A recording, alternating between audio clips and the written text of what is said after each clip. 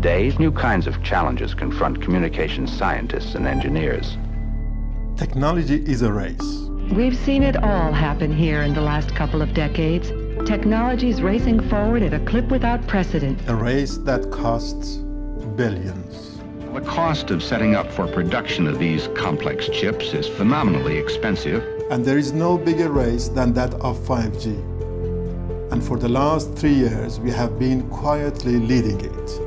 Not in Silicon Valley, Tel Aviv, or Tokyo, but here in Guildford, in the UK.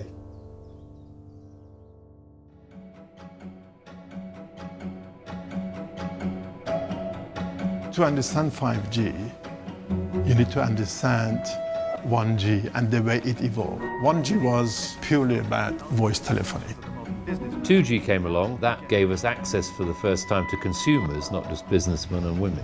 Third generation really started to change the nature of mobile communications. Whereas 4G purely was designed around high-speed data on the move. So the question is, are we going to do the same thing for the next 30 years? 5G is going to be a new generation where machine to machine is as important as people to people. 5G in particular will start to change the boundaries of telecoms and broadcasting, for example. As well as the devices, as well as the buildings, cars, and different infrastructure.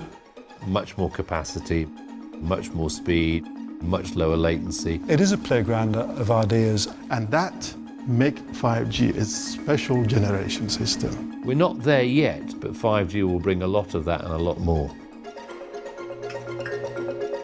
My research is pretty much trying to push the boundaries of Internet of Things by including space things. We can be talking about operation and control satellites using mobile devices.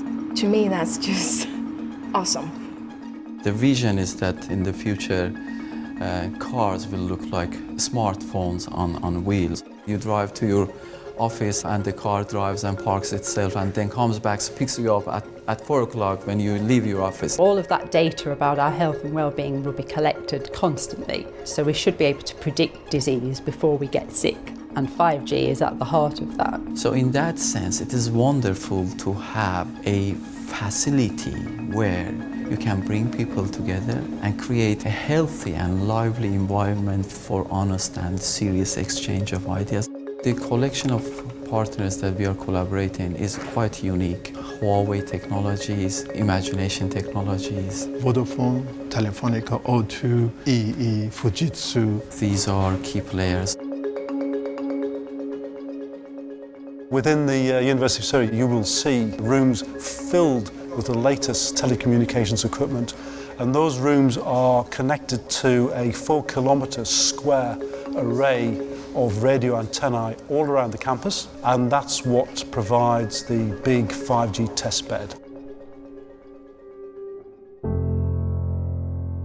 I get out of bed every day because innovation is really exciting. It is yet to be seen how it will change our lives. I know it sounds very futuristic, but that's what we are really working towards. It's not science fiction, it's happening today as we speak. All we need to think about are the realms of possibility. There is a race to 5G, and companies are investing hundreds of millions of dollars around the world in these radically new technologies. 5G is a special generation which will give the perception to users that they are in an infinite capacity environment. The homes of the future, the factories of the future, cities of the future, as well as the countries of the future will be all connected.